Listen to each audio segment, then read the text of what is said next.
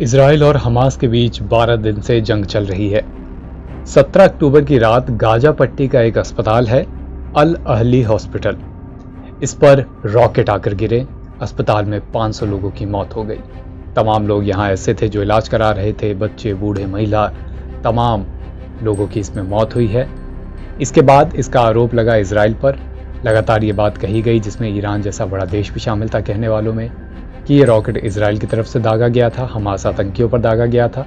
लेकिन इजराइल ने जानबूझकर इस अस्पताल को निशाना बनाया, ये कहते हुए कि ये हमास आतंकियों का बेस है। इजराइल ने आरोप नकारे। इजराइल डिफेंस फोर्स के प्रवक्ता रियर एडमिरल डेनियल हगारी ने कहा, गाजा के आतंकियों ने कल कुछ रॉकेट दागे थे। हमारी जांच में पता चला है कि ये रॉकेट अल अहली हॉस्पिटल पर गिरे। हमें इंटेलिजेंस इनपुट मिला कि अस्पताल पर हुए हमले के लिए इस्लामिक जिहाद जिम्मेदार है। उनकी वजह से ही ये मासूम लोग मारे गए हैं। आईडीएफ प्रवक्ता के बयान में एक नया नाम आया, इस्लामिक जिहाद। इस्लामिक जिहाद एक आतंकवादी संगठन है। इजराइल का कहना है कि ये रॉकेट हमने नहीं दागे, ये रॉकेट आतंकवादी संगठन इस्लामिक जिहाद की तरफ से दागे गए थे और वही रॉकेट मिसगाइडेड हुए और अस्पताल पर गिरे। कमोवेश यही बात इजराइल के प्रधानमंत्री बेंजामिन नेतन्याहू ने भी दोहराई। उन्होंने ट्वीट किया, लिखा, पूरी दुनिया को ये बात पता होनी चाहिए कि गाजा पट्टी में अस्पताल पर हमला करने वाले दुर्दांत आतंकी थे, ना कि इजराइल डिफेंस फोर्स, जिन्होंने बेरहमी से हमारे बच्चों को मारा था। आज उन्होंने उसी बेरहमी से अपने बच्चों को भी मारा है। अस्पताल पर रॉकेट गिरा, 500 से ज़्यादा लोग मर गए। आरोप प्रत्यारोप जारी है, लेकिन इन सारी बातों के बीच एक नया नाम सामने आया है, इस्लामिक जिहाद आतंकवादी संगठन का। इस पूरी जंग में ये एक नया फ्रंट खुलता दिख रहा है। इजराइल और हमास के अलावा अब यहाँ पर फिलिस्तीन इस्लामिक जिहाद नाम के आतंकवादी संगठन का भी जिक्र आया है।